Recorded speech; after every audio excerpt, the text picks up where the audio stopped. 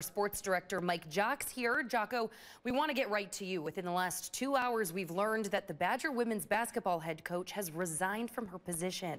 That's right, Tabitha. It's a story that we've been following all afternoon, but really since the season ended, Badgers women's head basketball coach Marisa Moseley has resigned from her position with the university. 15 Sports has confirmed a season that saw the Badgers start off 10-2 but finished 13-17. Moseley completed her fourth season with Wisconsin women's basketball program.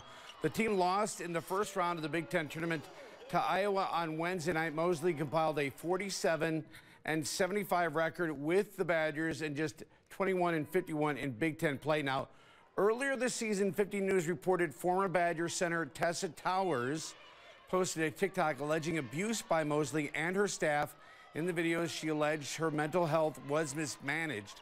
Moseley was hired at Wisconsin in the March of 2021. UW said that Associated Coach Margaret McKeon is assuming the duties of interim head coach of the program and that a national search for a new women's basketball coach at Wisconsin will be conducted immediately. Live in the studio, Mike Jocks, WMTV 15 Sports.